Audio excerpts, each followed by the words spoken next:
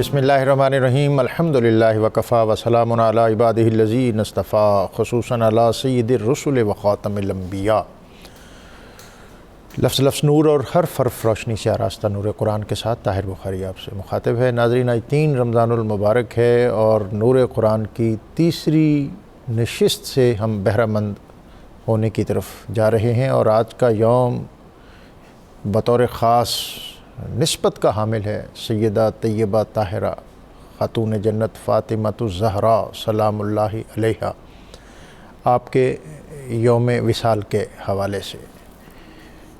جو کنز العمال کی روایت ہے اس کے مطابق 11 ہجری 3 رمضان المبارک کو حضرت سیدہ خاتون جنت فاطمۃ الزہراء آپ کا وصال ہے۔ نبی اکرم رسول محتشم صلی اللہ علیہ وآلہ وسلم کے وصال کے 6 ماہ بعد نبی اکرم رسول محتشم صلی اللہ علیہ وآلہ وسلم کی یہ سب سے چھوٹی اور سب سے پیاری صاحبزادی، جس کے بارے میں آپ صلی اللہ علیہ وآلہ وسلم نے فرمایا فاطمۃ بضعۃ منی یا فاطمۃ بضعۃ منی، کہ فاطمہ میرے جسم کا ٹکڑا ہے، فاطمہ میرے وجود کا حصہ ہے، جس نے اس سے بغض رکھا اس نے گویا مجھ سے بغض رکھا۔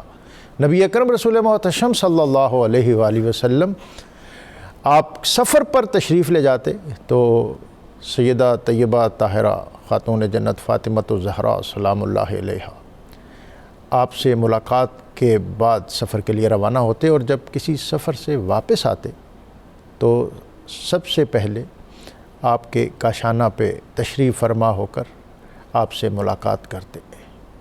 آپ جب نبی اکرم رسول محتشم صلی اللہ علیہ وآلہ وسلم کے پاس حاضر ہوتی تو آپ صلی اللہ علیہ وآلہ وسلم اپنی مسند سے کھڑے ہو کر آپ کو خوش آمدید کہتے، آپ کی پیشانی چومتے، اور آپ صلی اللہ علیہ وآلہ وسلم جب سیدہ فاطمۃ الزہراء آپ کے گھر تشریف لے جاتے تو سیدہ فاطمۃ الزہراء آپ کا استقبال کرتی، آپ کے ہاتھوں کو بوسہ دیتی، آپ کو خوش آمدید کہتی۔ آپ کی اوائل زندگی بطور خاص جو مکہ کا پورا شوب ماحول ہے، اس میں آپ نے اسلام کو اترتے، بنتے، سنورتے اور تشکیل پاتے دیکھا۔ اس کٹھن دور میں آپ نے بہت استقامت کے ساتھ نبی اکرم صلی اللہ علیہ وآلہ وسلم کا ساتھ نبھایا، اور اس پر آشوب دور میں مشقت بھری زندگی میں بہت استقامت کے ساتھ دین کی خدمت کے لیے اپنے آپ کو مگن رکھا۔ اقبال نے کہا کہ ادب پروردہ صبر و رضا، کہ فاطمۃ الزہراء سلام اللہ علیہا وہ کون ہیں کہ جو صبر و رضا اس کی پروردہ اور اس کا آمیختہ ہے۔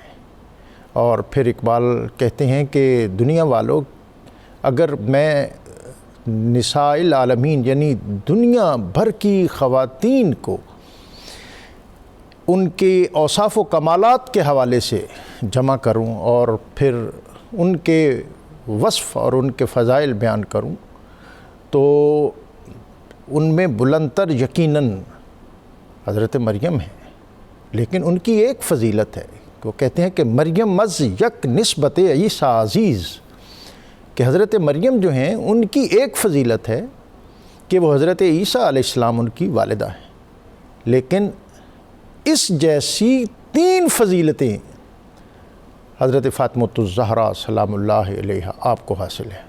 کہتے ہیں کہ مریم از یک نسبت عیسیٰ عزیز، از سہ نسبت فاطمہ زہرا عزیز۔ وہ کیا ہیں کہ نور چشم رحمت للعالمین، امام اولین و آخرین، اور بانوے تاجدار حل عطا، مرتضیٰ مشکل کشا شیر خدا۔ اور پھر آپ کہتے ہیں کہ ایک خوبی، ایک کمال تو یہ ہے کہ وہ نبی اکرم رسول محتشم صلی اللہ علیہ وآلہ وسلم کی صاحبزادی ہیں، اور پھر ایک ان کا کمال یہ ہے کہ وہ علی المرتضیٰ کرم اللہ تعالی وجہ الکریم، آپ کی آنکھوں کی ٹھنڈک اور آپ کی زوجہ محترمہ ہیں۔ اور پھر کہتے ہیں کہ مادر عام مرکز پرکار عشق، مادر قافلہ سالار عشق، کہ ان کے وصف و کمالات میں یہ بات بھی کس قدر عمدہ، اعلیٰ اور بلند تر ہے کہ وہ حسنین کریمین آپ کی والدہ ماجدہ ہیں۔ آج کا دن، آج کی نشست ہم اہل بیت اطہار اور اس عظیم خانوادے کی بارگاہ میں اپنی عقیدتوں، ارادتوں اور محبتوں کا نذرانہ پیش کریں گے قرآن پاک کی آیات کی روشنی میں۔ اور ہمیشہ کی طرح ہمارے ساتھ آج کی نشست میں موجود ہیں علامہ مفتی محمد فاروق القادری صاحب، علامہ مفتی خلیل احمد یوسفی صاحب، اور اللہ رب العزت کی بارگاہ میں حمد کا نذرانہ پیش کرنے کے لیے آج ہمارے ساتھ موجود ہوں گے اویس رضا صابری۔ ان کی طرف جانے سے قبل اسماء الحسنہ میں سے ایک اسم مبارک المعز، بہت عزت دینے والا، اس اسم خاص کی برکت یہ ہے کہ اس اسم کا ورد کرنے والا مسلمانوں کے لیے عزت اور کمال کا باعث ہے۔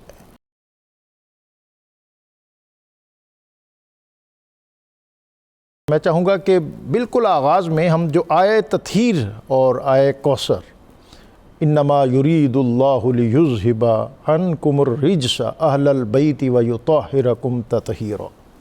بسم اللہ الرحمن الرحیم۔ یقیناً یہ لمحات ہمارے لیے سعادت افروز ہیں کہ آج ہم سیدۃ نساء العالمین، شہزادی رسول، ملکہ فردوس بری، سیدہ فاطمہ زہرا سلام اللہ علیہا کے حضور ناز میں کلمات عقیدت پیش کرنے جا رہے ہیں۔ یقیناً آپ کی ذات فضائل و محامد اور محاسن میں اور سیرت و سوانح میں ہمہ جہت، عالمگیر اور قیامت تک آنے والی تمام نسل انسانی کے لیے رول ماڈل ہے، اور اگر آپ کو فالو کیا جائے دنیا کی عزت اور آخرت میں سرخ روئی مقدر ہوگا۔ سبحان اللہ، سبحان اللہ۔ قرآن مجید میں اللہ تعالیٰ نے اہل بیت عظام کے فضائل کو خود بڑے دل نشیں اور بڑے عمدہ پیرائے میں ذکر فرمایا۔ ظاہر ہے جس کی تعریف اور توصیف خود رب العزت کر دے، ان کی عزت و اکرام میں ملائکہ بھی ثانی نہیں ہو سکتے۔ سبحان اللہ۔ اور اللہ تعالیٰ کا کسی کی تعریف کرنا یہ اتنا بڑا اعزاز ہے کہ جس کی حد ہی کوئی نہیں۔ اہل بیت عظام کے حوالے سے قرآن مجید کی متعدد آیات ہیں، جن میں سورۃ الاحزاب کی آیت نمبر 33، جس کا بھی آپ نے کچھ حصہ تلاوت کیا، اللہ تعالیٰ نے اس آیت میں اہل بیت عظام کی سیرت اور فضیلت دونوں کا ذکر کر دیا۔ سبحان اللہ، سبحان اللہ۔ ارشاد فرمایا انما یرید اللہ لیذہب عنکم الرجس اہل البیت ویطہرکم تطہیرا۔ بے شک اللہ تعالیٰ کا یہی ارادہ ہے کہ اے اہل بیت، وہ آپ کو ہر بے جا سے پاک رکھے اور آپ کو کامل تطہیر، طہارت عطا فرمائے۔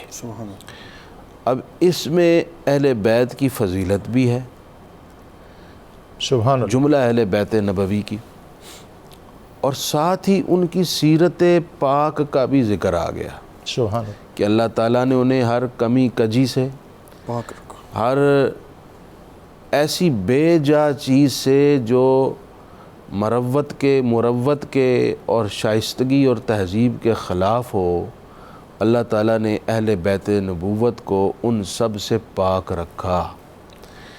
یعنی ہم سادہ لفظوں میں یہ کہہ سکتے ہیں کہ 100% شیورٹی کے ساتھ سبحان اللہ، کسی کی پاکیزہ سیرت پر قسم اٹھا کر گواہی دی جا سکتی ہو تو وہ اہل بیت نبوت ہے۔ سبحان اللہ۔ آپ ان کے زندگی کے تمام ماہ و سال، ایام و لیال اور لمحات حیات کی بغیر چوں و چراں دل کی گہرائی سے گواہی دے سکتے ہیں کہ ان کے ہر لمحہ زندگی کو پاکی کا شرف حاصل ہے، سبحان اللہ، اور اس کی گواہی خود رب العزت نے قرآن میں پیش فرما دی۔ سبحان اللہ۔ سبحان اللہ، لہٰذا جن کو ظاہری اور باطنی ہر اعتبار سے پاکی حاصل ہے اور اللہ پاکوں کو ہی پسند کرتا ہے، سبحان اللہ، تو پھر فالو بھی انہیں کو ہی کرنا چاہیے نا۔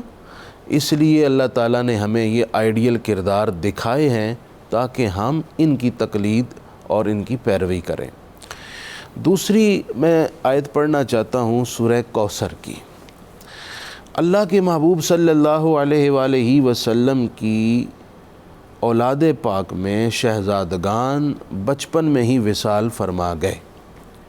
اہل مکہ جو کوئی بھی موقع اللہ کے رسول صلی اللہ علیہ وسلم کی دل آزاری کا ہاتھ سے جانے نہیں دیتے تھے، اس موقع پر بھی انہوں نے ناجائز اور نامناسب جو تہذیب اور شائستگی کی تمام حدوں کو توڑ دے ایسی گفتگو کی، جس سے رسول اللہ صلی اللہ علیہ وسلم کے قلب مبارک پر ایک غم اور ایک افسردگی کی کیفیت آئی۔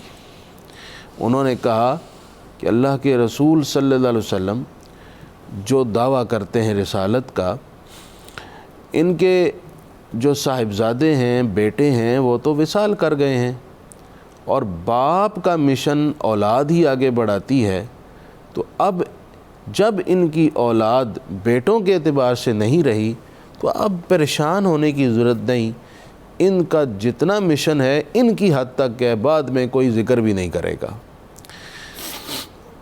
اللہ کے رسول صلی اللہ علیہ وسلم صحابہ اکرام کی مجلس میں بیٹھے تھے، اچانک آپ کے چہرے پر تبسم آیا۔ سبحان اللہ، سبحان اللہ، صحابہ اکرام نے عرض کی یا رسول اللہ آپ مسکرائے ہیں اور تبسم فرمایا ہے، کیا وجہ ہے؟ حضور علیہ الصلوۃ والسلام نے سورہ کوثر کی تلاوت فرمائی، بتایا کہ اللہ تعالیٰ نے ابھی ابھی مجھ پر یہ سورت نازل کی ہے، اور یہ وہ سورت ہے جب نازل ہوئی تو سرکار خوش اٹھے، سبحان اللہ، آپ کے دل پر اور آپ کے چہرے پر خوشی کی کیفیات ظاہر ہوئیں۔ اور یہاں میں یہ بھی عرض کر دوں، مفسرین کی ایک تعداد نے روایات جمع کی ہیں کہ بعض صورتیں ایسی ہیں جو اللہ نے 2 مرتبہ نازل فرمائیں، ان میں سے ایک یہ سورہ کوثر بھی ہے، سبحان اللہ، جو ایک دفعہ مکہ میں نازل ہوئی اور ایک دفعہ مدینہ طیبہ میں نازل ہوئی۔ اب اس کی پہلی آیت کا مضمون بڑا ہی واجد آفریں اور دل افروز ہے۔ ارشاد فرمایا انا اعطیناک الکوثر۔ اب اس کا شان نزول بتا رہا ہے کہ اس کے متعدد معانی، یعنی معانی کے سمندر میں سے بطور خاص ایک معنی یہ ہے کہ انہوں نے چونکہ حضور علیہ الصلوۃ والسلام کے اولاد پاک کے وصال پر تان کیا تھا، تو اللہ تعالیٰ نے سورت نازل کر کے خوشخبری دے دی، محبوب آپ کی نسل جاری رہے گی اور آپ کا ذکر بڑھتا رہے گا، آپ کی ہر آنے والی گھڑی میں آپ کی عظمت و شان میں اضافہ ہوتا رہے گا، آپ کی نسل بھی پڑے گی اور سارا عالم آپ کی نسل کے چشموں سے فیضیاب ہوتا رہے گا، اور آپ کا ذکر مبارک بھی ہر گھڑی بلند ہوتا رہے گا۔ تو ارشاد فرمایا انا اعطیناک الکوثر، بے شک ہم نے آپ کو کوثر عطا کیا۔ تو وہ نسل کیسے آگے بڑھی کہ اللہ تعالیٰ نے حضرت سیدہ فاطمہ زہرا سلام اللہ علیہا کے شہزادوں سے اپنے حبیب علیہ السلام کی نسل بڑھائی۔ اس لیے حضور علیہ السلام نے فرمایا کہ ہر شخص کی نسل اس کے بیٹوں سے بڑھتی ہے، لیکن میری نسل اللہ تعالیٰ نے میری بیٹی فاطمہ سے آگے بڑھا دی ہے۔ تو اس اعتبار سے یہ دونوں آیات کریمہ اہل بیت ہونے کی جہت سے بھی اور پھر نسل رسول کے آگے بڑھنے کے لحاظ سے بھی سیدہ فاطمہ زہرا کی بے پناہ اور با کمال فضیلت کو عیاں کر رہی ہیں۔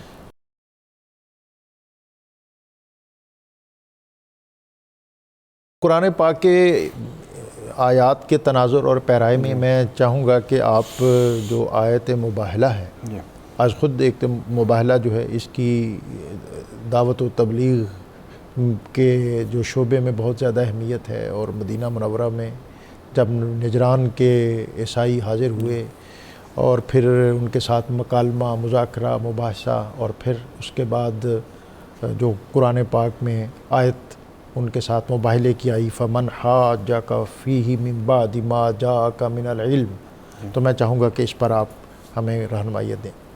بسم اللہ والصلاۃ والسلام علی رسول اللہ۔ آج ہم حضور صلی اللہ تعالیٰ علیہ وسلم کی سب سے چھوٹی صاحبزادی سیدۃ النساء للعالمین حضرت سیدہ فاطمۃ الزہرا رضی اللہ تعالیٰ عنہ کا ذکر خیر کر رہے ہیں آیت مباہلہ کے حوالے سے۔ یہ سورہ آل عمران کی آیت نمبر 61 ہے۔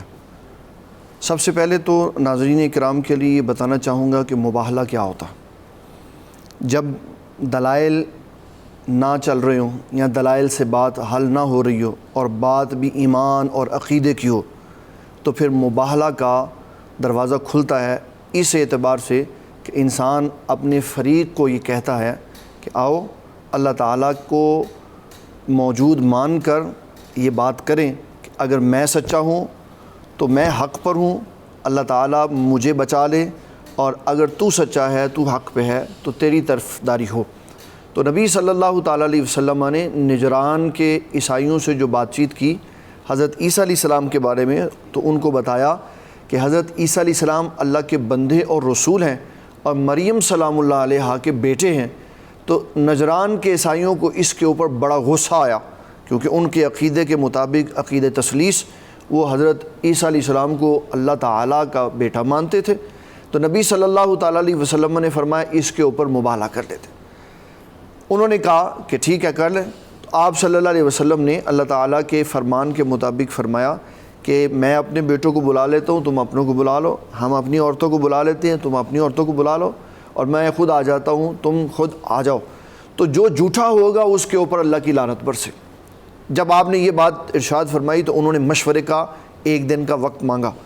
اس میں انہوں نے اپنے جو بڑے بڑے احباب تھے اپنے مذہب کے، ان سے پوچھا، تو انہوں نے کہا کہ جو ہماری کتابوں میں نبی آخر الزمان صلی اللہ علیہ وسلم کی نشانیاں ہیں وہ سب ان کے اندر موجود ہیں، اور اللہ تعالیٰ کے سچے نبی کی دلیل ہوتی ہے کہ اللہ اس کے ساتھ ہوتا ہے۔ اگر تم مباہلے کے لیے گئے تو تم ہلاک ہو جاؤ گے اور زندگی میں کائنات کے اندر مذہب عیسائیت ختم ہو جائے گا، لہٰذا ایسا نہ کرنا۔ تو عیسائی اس کے نتیجے میں نہیں آئے۔ حضور صلی اللہ علیہ وسلم نے کیونکہ اپنے گھر والوں کی طرف سے حضرت علی المرتضیٰ، حضرت سیدہ فاطمۃ الزہرا، امام حسن اور امام حسین کو بلایا ہوا تھا، اور اس کی ترتیب اس طرح تھی کہ ایک شہزادہ اس طرف تھا، ایک اس طرف تھا، حضرت علی کو آگے کھڑا کیا ہوا تھا اور سیدہ فاطمہ آپ کے پیچھے تھی۔ ان سب سے آپ نے اپنے آپ کو گھیرا ہوا تھا اور یہ ساتھ آپ کے ساتھ وابستہ تھے۔ اور جب یہ بات ساری ہو گئی تو نبی صلی اللہ تعالیٰ علیہ وسلم نے پھر اللہ تعالیٰ کے حضور دعا فرمائی، اللہم ہؤلاء اہل بیتی، یا اللہ یہ میری اہل بیت ہے۔ یہ آپ کی اس آیت میں خاص شان نظر آتی، اور اس کا جواب پھر اللہ تعالیٰ نے بڑے خوبصورت انداز میں دیے۔ حضرت حذیفہ بن یمان، مشکات شریف کی حدیث مبارک ہے، فرماتے ہیں میں نے اپنی امی جان سے کہا کہ اگر آپ مجھے اجازت دیں تو میں رسول اللہ صلی اللہ علیہ وسلم کی بارگاہ میں مغرب کی نماز سے پہلے حاضر ہونا چاہتا ہوں۔ تو امی جان نے کہا بیٹے کیا بات ہے؟ تو کہا میں حضور پاک صلی اللہ علیہ وسلم کی بارگاہ میں حاضر ہوں گا، اپنی اور آپ کی بخشش کی دعا کرواؤں۔ امی جان نے کہا یہ تو بڑا اچھا ہے، جاؤ جلدی سے۔ نماز مغرب سے پہلے آئے لیکن بات کا موقع نہ ملا، اور نماز مغرب کے بعد حضرت ابو الفضل کے اس قول کو ملا علی قاری نے مرقات میں نقل کیا کہ نبی صلی اللہ علیہ وسلم مغرب سے لے کے عشاء تک آپ اوابین کے 6 نوافل کے اندر مصروف رہے۔ اتنی لمبی آپ نے اس میں قرات فرمائی کہ عشاء تک وقت نہ ملا۔ پھر آپ نے عشاء کی نماز پڑھی، اور عشاء کی نماز پڑھنے کے بعد جب آپ وہاں سے رخصت ہوئے تو حضرت حذیفہ بن یمان پیچھے چل دیے۔ تو آپ نے رخ پیچھے کر کے کہا من انتا، تو کون ہے؟ تو آپ خاموش رہے۔ پھر آپ نے فرمایا انتا حذیفہ، حذیفہ ہو؟ تو جی نام یا رسول، فرمایا ما حاجت ہوگا، کیوں پیچھے آ رہے ہو؟ تو فرماتے ہیں میں پھر خاموش رہا۔ تو نبی صلی اللہ علیہ وسلم نے فرمایا غفر اللہ لک ولی امک، حذیفہ اللہ تیری بھی بخشش فرمائے، تیری امی جان کی بھی بخشش فرمائے۔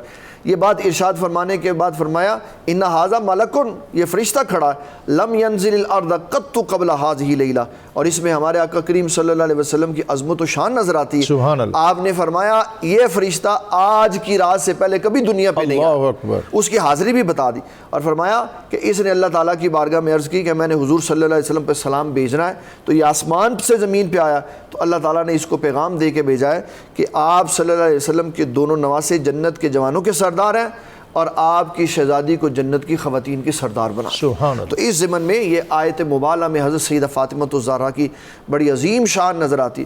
اس کا آخری ایک حصہ عرض کرنا چاہوں گا کہ حضور صلی اللہ تعالیٰ علیہ وسلم کی اس شہزادی کے یہاں آنے کی وجہ سے بعض لوگ اس کنفیوژن میں مبتلا ہو جاتے ہیں کہ شاید حضور پاک صلی اللہ علیہ وسلم کی یہی ایک شہزادی تھی۔ اس کے لیے میں یہ بڑا اہم نکتہ ہے، اور میرے ذہن میں بھی یہ بات تھی کہ میں آج ضرور آپ سے رہنمائی لوں گا، آپ علماء سے، کہ یہ عام جو دینی فہم تو نہیں لیکن بظاہر پڑھے لکھے لوگ ہوتے ہیں، بعض اوقات یہ اشکال ان کے ذہنوں میں بھی ہوتا ہے کہ ہم ہر جگہ یہی تذکرہ دیکھتے اور سنتے ہیں، کیونکہ حضور پاک صلی اللہ علیہ وسلم کی 4 شہزادی ہیں، سیدہ زینب، سیدہ رقیہ، سیدہ ام کلثوم اور سیدہ فاطمہ الزہرا رضی اللہ عنہ۔ جب بدر کا معرکہ ہوا تو اس میں حضور پاک صلی اللہ علیہ وسلم کی شہزادی جو حضرت عثمان غنی رضی اللہ تعالی عنہ کے نکاح میں تھی، سید رقیہ، وہ وصال فرما گئی۔ اس کے بعد 8 ہجری میں حضرت سیدہ زینب وصال فرما گئی، 9 ہجری میں حضرت سیدہ ام کلثوم وصال فرما گئی۔ جب یہ واقعہ ہوا تو حضور پاک صلی اللہ علیہ وسلم کی صرف یہی شہزادی زندہ تھی، اس لیے آپ نے ان کو اپنی چادر تطہیر میں داخل فرما لیا اور فرمایا اللہم ہؤلاء اہل بیتی، یا اللہ یہ میری اہل بیت ہے۔ اگر اس کے علاوہ کوئی اور شہزادی آپ کی حیات ہوتی تو نبی صلی اللہ علیہ وسلم ان کو بھی ضرور شامل فرما لیتے۔ سبحان اللہ۔ حضرت آیت مودت قل لا اسألکم علیہ اجرا الا المودۃ فی القربى، جناب اللہ تعالیٰ نے خود اپنے محبوب علیہ السلام کو حکم فرمایا کہ آپ لوگوں سے یہ کہیے کہ میں اپنی نبوی خدمات پر، اپنی جانکاہیوں اور دل سوزیوں پر تم سے کوئی معاوضے کی ڈیمانڈ نہیں کرتا۔ الا المودۃ فی القربى، یہ استثناء منقطع ہے۔ ہاں ایک کام تم کرو، اور وہ یہ کہ تم میرے قربا سے گہری محبت کرو، سبحان اللہ، جو محبت سے بھی اگلا درجہ ہے۔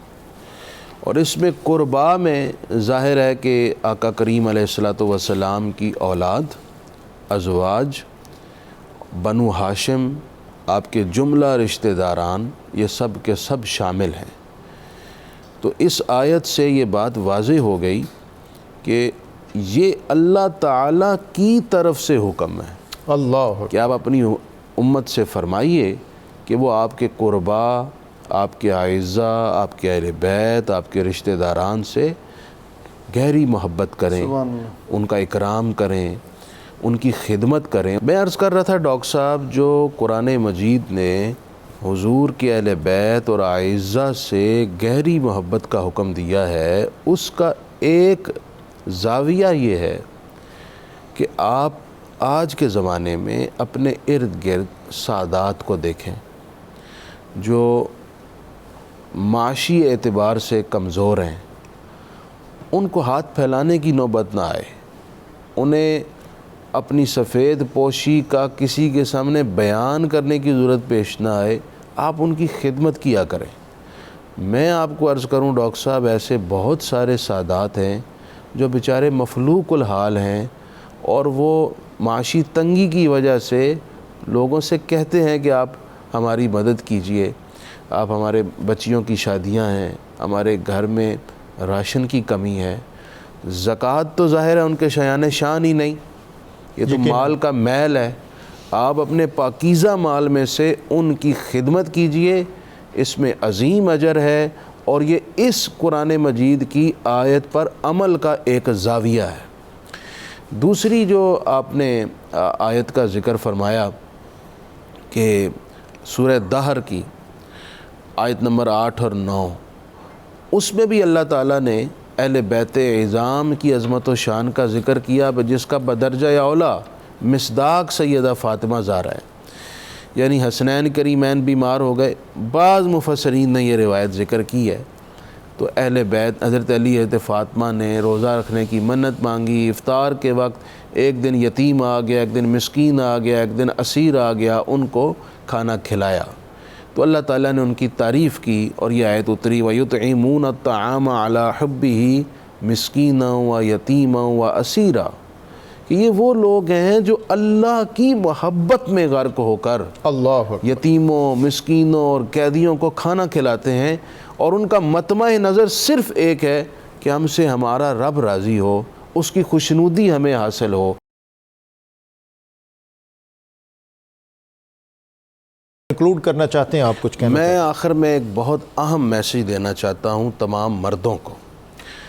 آپ اگر چاہتے ہیں کہ آپ کی بیوی سیدہ فاطمہ زہرا کے طریقہ حیات کو اڈاپٹ کرے تو پھر آپ بھی مولا علی کی طرح اپنی بیوی کے ساتھ پیش آنا سیکھیں۔ سبحان اللہ۔ وہ تمام مرد جن کو میں بزدل کہوں گا، جو معمولی بات پر غلاظت بکتے ہیں، اپنی بیویوں کو گالیاں نکالتے ہیں، ہاتھ اٹھاتے ہیں اور فوراً سے پہلے رشتہ ختم کر دیتے ہیں، وہ تو مردوں کے لیے بھی عار ہیں۔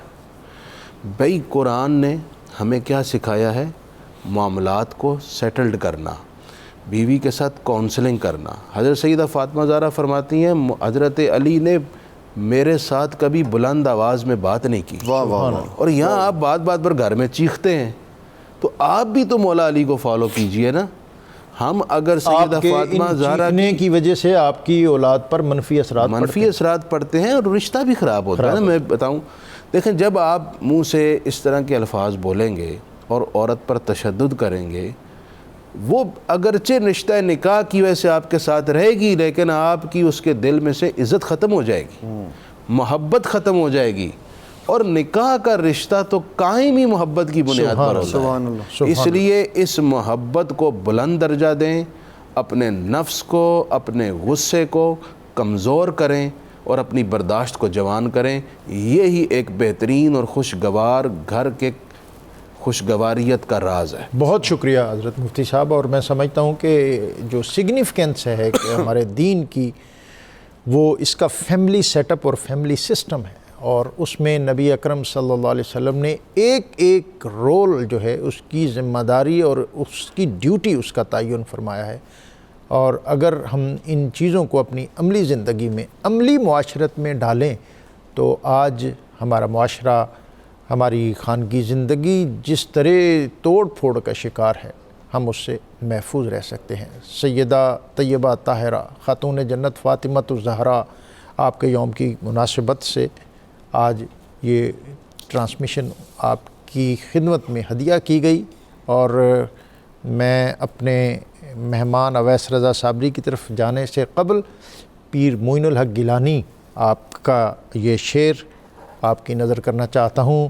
السلام سیدہ بنت رسول، السلام فاطمہ زہرا بطول، السلام حضرت خیر النساء، از معین الحق معین بے نوا۔ اویس رضا صابری۔ ازل سے تا ابد ہر جمال اس کا ہے،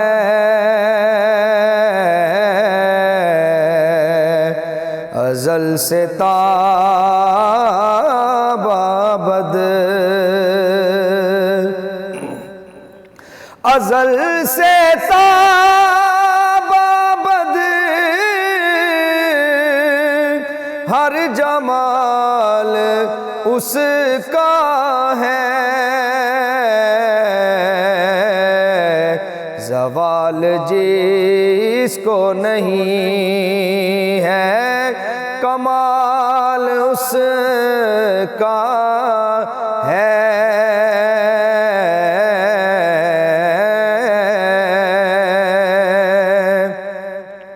مجھے بھی لطف و عنایات سے نوازا ہے، مجھے بھی لطف و عنایات سے نوازا ہے مجھ پہ جتنا کرم حسب حال اس کا ہے مجھ پہ جتنا کرم، کسی بھی حال میں چھوڑا نہیں مجھے تنہا، میرا محافظ و ناصر خیال اس کا ہے،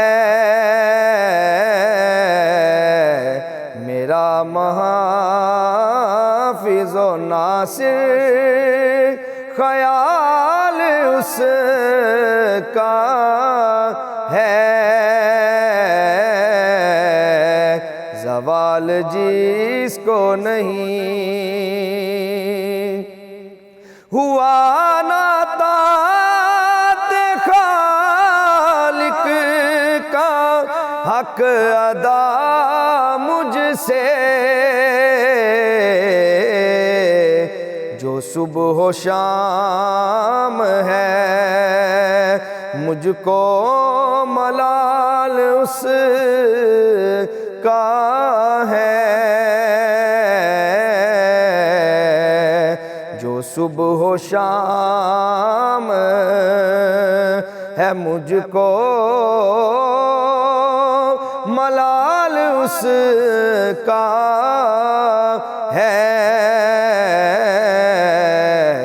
زوال جس کو نہیں، گناہ تیرے میں دیکھوں کہ یا کرم اپنا، گناہ تیرے میں دیکھوں کہ یا کرم اپنا، یہ مجھ پہ حشر میں نازش سوال اس کا ہے،